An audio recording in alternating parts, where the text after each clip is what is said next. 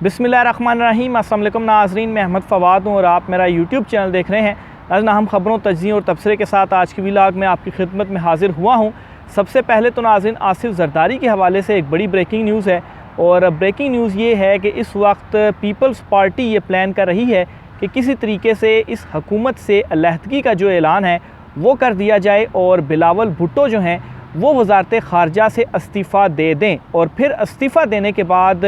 Opposition leader का जो ओहदा है वो पीपल्स पार्टी संभाल ले। ये क्या इस वक्त प्लानिंग की जा रही है, ये क्यों चल रहा है? पीपल्स पार्टी की जानिब से अलहदगी तो इख्तियार की ही जानी थी, ये बात तय थी, ये बात कन्फर्म थी और उन्होंने ये बयानिया ज़रूर बनाना था। जैसा कि बजट से भी उन्होंने ख़ुद को अलहदा किया, जो बजट बहस के हवाले से जो सेशन था उसमें भी वो शरीक नहीं हुए। लेकिन अब इस चीज़ में अचानक से यकदम से जो तब्दीली है वो आई है और बड़ी तेज़ी से जो ये हैपनिंग्स हैं वो होना शुरू हो चुकी हैं। कुछ इस हवाले से चीज़ें आपके साथ मैं शेयर करूँगा। दूसरे नंबर पर नाज़रीन, इलेक्शंस के हवाले से और असम्बलियों को तहलील करने के हवाले से 4 मुख्तलिफ़ ऑप्शंस के ऊपर गौर किया जा रहा है। ये 4 मुख्तलिफ़ ऑप्शंस कौन से हैं? असम्बलियाँ जो हैं वो कब तहलील की जाएंगी और फिर उसके बाद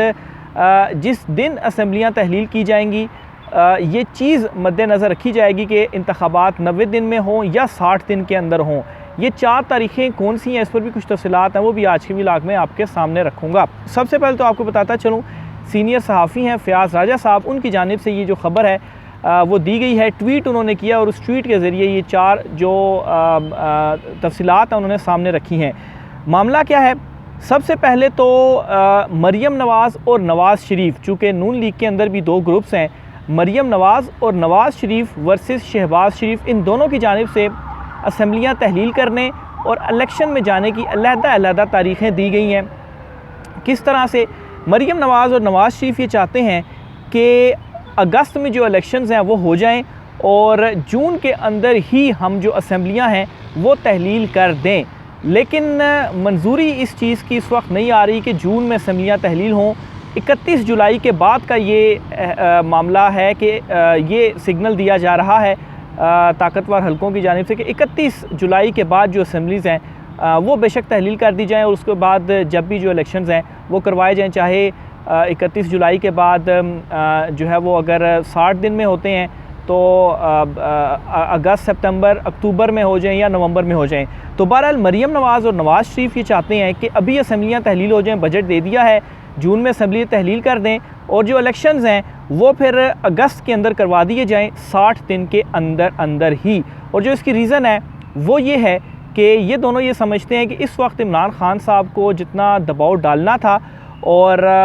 जितना उनके अगेंस्ट बयानिया बनाया जाना था, ये जो बयानिया है ये बनाया जा चुका है और इमरान खान को जितना दबाया जा सकता था, इमरान खान को उतना दबाया जा चुका है और बैक फुट पर इमरान खान को इस वक्त खड़ा किया जा चुका है। इसलिए अभी ही ये बेहतरीन मौका है कि इलेक्शन अनाउंस कर दिए जाएँ, असम्बलियाँ तोड़ दी जाएँ और 60 दिन के अंदर अंदर इलेक्शंस हो जाएँ। तो एक बेहतरीन मौका होगा कि इमरान खान चूँकि बैक फुट पर भी हैं तो एक बेहतरीन मौका होगा हमारे पास कि हम इंतखाबात में जो है वो इमरान खान को शिकस्त दे सकते हैं या हम अपनी बहुत सारी जो सीटें हैं वो हासिल कर सकते हैं। और ये भी कहा जा रहा है कि अगर अभी मामलात को मज़ीद डिले किया गया, जो कि एक प्लानिंग चल रही थी कि मार्च में हम इलेक्शंस ले जाएंगे, तो इससे क्या होगा कि इमरान खान दोबारा वापस फ्रंट फुट पर आ जाएगा। तो इस वजह से अभी जो कि केसेस भी चल रहे हैं, सारे लोग भी रूपोश हुए में हैं, तो जल्दी जल्दी अगर ये कार्रवाई डाल दी जाए तो ये एक बेहतरीन ऑप्शन है। दूसरी तरफ जो शहबाज शरीफ हैं या उनका जो ग्रुप है उस हवाले से ये तफसीलात हैं कि ये चाहते हैं कि जो इलेक्शंस हैं वो 90 दिन में हो जाएं, यानी कि सितंबर में हो जाएं। असम्बलियाँ बेशक अभी तहलील कर दें लेकिन जो इलेक्शंस हैं, इंतखाबात हैं, वो सितंबर में करवा दिए जाएं और इसकी मंतक तो उन्होंने कोई पेश नहीं की। बहरहाल वो ये चाहते हैं जी कि जो इलेक्शंस हैं वो किसी तरीके से आगे चले जाएँ और सितंबर में इलेक्शन हो जाएँ। इसी तरह से जो मुल्ला हैं यानी कि मौलाना फजल रहमान साहब, उनका एक अजीब ही मंतक है। वो ये चाहते हैं जी कि ज़्यादा से ज़्यादा इक़्तिदार में वो रहें और वो ये कहते हैं जी कि अगस्त के पहले हफ़्ते में या अगस्त के दूसरे हफ़्ते में जो असम्बलियों की वैसी ही मुद्दत 14 अगस्त से पहले मुकम्मल हो रही है तो उससे कोई 4-5 दिन पहले असम्बलियाँ तहलील कर दी जाएँ। इससे ये होगा कि अगर असम्बलियाँ पहले तहलील होती हैं तो 60 की बजाय 90 दिन का इंतखाबात करवाए जाएंगे। तो इंतखाबात आगे ले जाए जाएँ और नवंबर में जो इलेक्शंस हैं वो करवा दिए जाएँ। ये मौलाना फजल रहमान जो हैं उनकी जानिब से ये तफसीलात सामने आ रही हैं। इसी तरह से आसिफ जरदारी जो हैं वो क्या कहते हैं, आसिफ जरदारी कहते हैं जी कि जो असम्बलियाँ हैं वो अपनी मुद्दत पूरी करेंगी। खैर वैसे ये तो पीपल्स पार्टी का शुरू से ही एक स्टांस रहा है। वो ये कहते हैं कि असम्बलियाँ मुद्दत पूरी करेंगी, मुद्दत पूरी करने के बाद वो खुद ब खुद तहलील होंगी और फिर उसके बाद 60 दिनों के अंदर इलेक्शंस, यानी कि अक्टूबर के हवाले से आसिफ जरदारी का ये मानना है कि जो इलेक्शंस हैं वो होने चाहिए। बहरहाल इस वक्त यही जो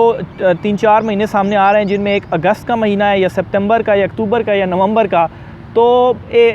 कोई ज़्यादा फ़र्क नहीं पड़ने जा रहा कि जिस मर्ज़ी महीने के अंदर जो इलेक्शंस हैं वो हों, क्योंकि इमरान खान साहब इस वक्त इस स्टेज के ऊपर आकर खड़े हो चुके हैं कि जब भी इन 4 महीनों में से किसी भी एक महीने के अंदर इलेक्शंस होंगे तो ये जो PDM की सारी जमातें हैं इनकी तो मंजी ठुकने जा रही है। लेकिन इस सारी सिचुएशन के दौरान आसिफ जरदारी एक बड़ी गेम भी कर रहे हैं, और वो गेम ये कर रहे हैं कि सारे का सारा मलबा डाला जा रहा है इस वक्त नून लीग के ऊपर, बल्कि नून लीग के ऊपर मलबा इस वक्त पड़ चुका है और आसिफ जरदारी ख़ुद को बड़े तरीके के साथ अलहदा भी कर चुके हैं। यहाँ तक कि जो जहांगीर तरीन हैं उनके ग्रुप के भी बहुत सारे जो लोग हैं वो तोड़ भी चुके हैं। तो बहरहाल आसिफ जरदारी यहाँ पर बड़ी जो सियासी गेम है वो कर रहे हैं। और इसी असना में एक और अहम जो ख़बर है वो सामने आती है, और ये हबीब अकरम साहब हैं, उन्होंने ये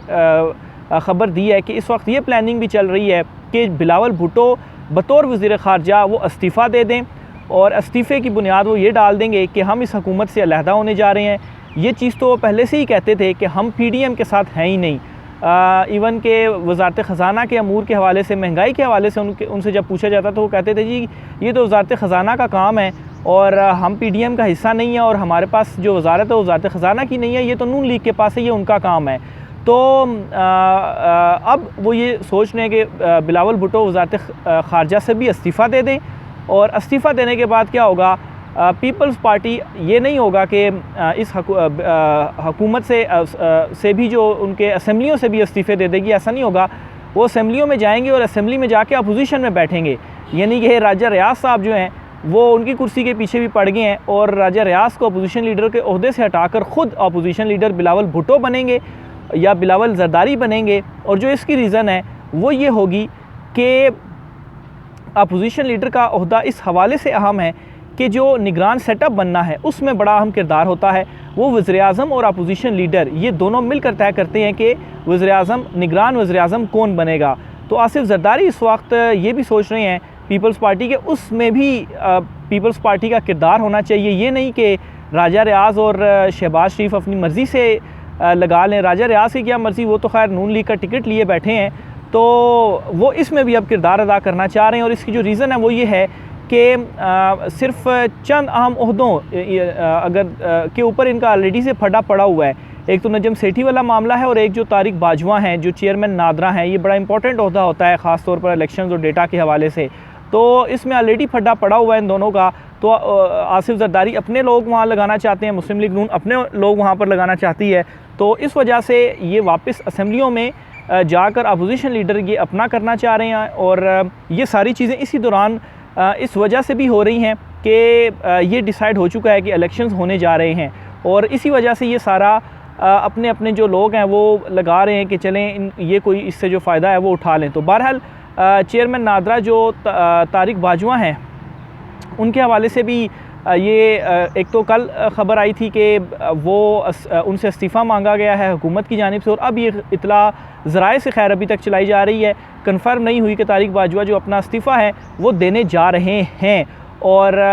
ना सिर्फ ये ख़बर आई है बल्कि चेयरमैन नादरा के हवाले से ये भी है कि उनका नाम नो फ्लाई लिस्ट में भी डाल दिया गया है। कोई FIA की उनके ख़िलाफ़ तहकीकात चल रही है तो उस केस में उनका नाम नो फ्लाई लिस्ट में भी डाल दिया गया है, यानी कि उनको बाहर जाने से भी रोका जा रहा है। और आसिफ जरदारी ये चाहते हैं कि ये चेयरमैन नादरा अपने ओहदे पर रहें, उनसे कहा है कि आपने इस्तीफ़ा नहीं देना, और नून लीग उनसे इस्तीफ़ा मांग रही है। तो इस मामले के ऊपर भी जो सारा फड्डा है वो इस वक्त इनका पड़ चुका हुआ है। तो ये तो नाज़रीन इस वक्त हुकूमती मामलात थे जो चल रहे थे। दूसरी तरफ सुप्रीम कोर्ट ऑफ पाकिस्तान में मैं आता हूँ, आज यहीं पर ही मैं बैठ के व्लॉग भी कर रहा हूँ। तो सुप्रीम कोर्ट ऑफ पाकिस्तान में दो बड़े इंपॉर्टेंट जो केसेस हैं उन पर बात हुई है। एक तो पंजाब इलेक्शन में जो नज़रसानी की दरख्वास्त आई थी, और एक जो रिव्यू जो दूसरा बिल था रिव्यू जजमेंट के हवाले से इन दोनों केसेस की समाअत हुई है, जिसमें दायरा कार अज़ खुद नोटिस का वसी करने और उसके ऊपर अपील भी दायर करने के हवाले से जो कानून साजी की गई थी। तो इसमें यह हुआ है कि आज इस्तदा ये की गई थी इलेक्शन कमीशन के वकील की जानिब से कि जब तक ये जो सेकंड बिल पास किया गया था पार्लियामेंट से, इस केस का फ़ैसला नहीं आ जाता, तो पंजाब इलेक्शंस जो हैं इस हवाले से भी जो नज़रसानी की दरख्वास्त है इसके ऊपर भी फ़ैसला ना किया जाए, क्योंकि अगर लेट से ये बिल सुप्रीम कोर्ट उड़ा देती है तो इसका मतलब ये है कि इलेक्शन कमीशन ऑफ पाकिस्तान ने तो इसी बिल के तहत ही ये नज़रसानी दरख्वास्त दायर की थी, तो इसका मतलब है वो नज़रसानी दरख्वास्त ही दायर नहीं कर सकते, तो फिर तौहीन अदालत का मैटर खुल जाएगा उनके ख़िलाफ़ कि जो अज़ खुद नोटिस कि जो सुप्रीम कोर्ट ऑफ पाकिस्तान ने इलेक्शंस का फ़ैसला दिया था उसके ऊपर इम्प्लीमेंट नहीं हुआ। और फ़र्ज़ करें कि अगर ये जो बिल सेकंड पास हुआ था, ये चूँकि अभी मुअत्तल नहीं किया गया, ये ऑन ग्राउंड है, और अगर इसको सुप्रीम कोर्ट ऑफ पाकिस्तान मान लेती है, एक्सेप्ट कर लेती है, तो फिर उस सूरत में इलेक्शन कमीशन की वो जो अपील है, जो दरख्वास्त है नज़रसानी अपील का नज़रसानी की दरख्वास्त है, वो वैलिड हो जाएगी और उसके ऊपर फिर आर्गूमेंट होंगे और हो सकता है उसमें कोई इलेक्शंस की जो डेट है वो कोई सामने आ भी सकती है सुप्रीम कोर्ट की जानिब से। तो आज ये मुख्तसर सी समाअत हुई थी और इन दोनों बिल के अगेंस्ट जो दलाइल हैं वो पाकिस्तान तहरीक इंसाफ के वकील अली ज़फ़र की जानिब से दिए गए, और उन्होंने ये कहा कि दो बिल जो हैं, चूँकि दो अलग-अलग ये बिल मुख्तलिफ़ वक्तों में लाए गए थे कि ये दोनों बिल एक दूसरे से मुमासलत रखते हैं, तो पहला बिल तो सुप्रीम कोर्ट ने मुअत्तल कर दिया था, तो इस वजह से दूसरा भी मुअत्तल किया जाए। तो बहरहाल कल उनके जो दलाइल हैं वो दोबारा से कंटिन्यू रहेंगे। दूसरे नंबर पर जो अहम केस हुआ था वो अरशद शरीफ मर्डर केस हुआ था, और इस केस में भी कोई पेशरफ नहीं हुई। जो GIT की रिपोर्ट भी जमा करवाई गई उसमें भी जो है वो कोई पेशरफ के हवाले से नहीं बताया गया, और आज अदालत को ये बताया गया कि कोई MLA है वो साइन होना है कीनिया से, और जो नई GIT बनी है उन्होंने कोई पेशरफ नहीं की, वहाँ से कुछ जो है उनको सबूत या जो भी उन्होंने तहकीकात वगैरह करनी थी उसमें वो कुछ भी पेशरफ्त नहीं कर पाए। तो बहरहाल इतना सा बस आज ये भी समाअत हुई है, लेकिन इसमें कोई भी पेशरफ नहीं हो सकी, तो जिस पर सुप्रीम कोर्ट की जानिब से 1 महीने के लिए ये वाली जो समाअत है वो आगे मुलतवी कर दी गई है। तो ये सुप्रीम कोर्ट ऑफ पाकिस्तान से 2 इंपॉर्टेंट ख़बरें थीं। इमरान खान साहब जो हैं ज़मान पार्क में आहिस्ता आहिस्ता एक्टिविटीज़ शुरू हो चुकी हैं। डेली बेसिस के ऊपर जो वकला के ग्रुप्स हैं वो पाकिस्तान तहरीक इंसाफ और ज़मान पार्क में आ रहे हैं। गुज़श्ता काफ़ी दिनों से ये सिलसिला चल रहा है, और डेली बेसिस पर ये वकला जो बरादरी है वो इमरान खान साहब से मिलती भी है, बड़े ग्रुप्स भी आते हैं, और ये बड़े ग्रुप्स पाकिस्तान तहरीक इंसाफ में शमूलियत भी इख्तियार कर रहे हैं। तो ये जो सारी सूरत हाल इस वक्त पाकिस्तान तहरीक इंसाफ के अगेंस्ट चल रही है, इस सारी सूरत हाल के अंदर वकला बरादरी एटलीस्ट इमरान खान के साथ इस तरह से खड़ी हुई है कि इस सिचुएशन में भी वो ज़मान पार्क जा रहे हैं और पाकिस्तान तहरीक इंसाफ में जो शमूलियत है वो इख्तियार कर रहे हैं। तो बहरहाल आहिस्ता आहिस्ता मामलात जिस तरीके से हैपनिंग्स हो रही हैं, आहिस्ता आहिस्ता चीज़ें तब्दीली की तरफ जा रही हैं, और ख़ास तौर पर जिस तरह से ये जो मौजूदा हुकूमत है ये आपस में लड़ रही है, तो मामलात बेहतरी की तरफ पाकिस्तान तहरीक इंसाफ के लिए जा रहे हैं। इसके अलावा जो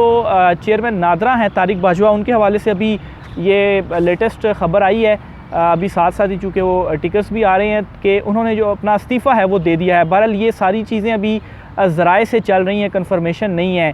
लेकिन खैर देखें पीपल्स पार्टी और मुस्लिम लीग नून का ये जो फड्डा है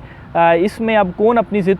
पूरी करने में कामयाब रहता है। आसिफ जरदारी भी दुबई गए हुए हैं, जहांगीर तरीन भी लंदन गए हुए हैं, और जहांगीर तरीन ने जो उनकी अपनी नई जमात है पाकिस्तान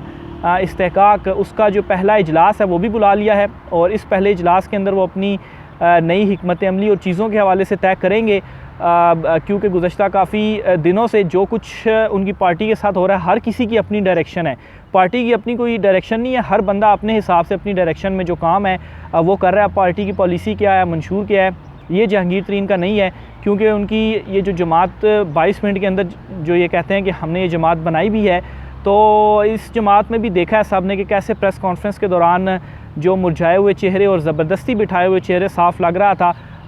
कि वो बैठे हुए हैं। तो बहरहाल जहांगीर तरीन की भी जो जमात है वो चलनी नहीं है। तो ये नाज़रीन कुछ अहम तरीन तफसीलात थी, राय का इज़हार कीजिएगा। आज के व्लॉग से इतना ही, मुझे इजाज़त दीजिए। अल्लाह हाफ़िज़।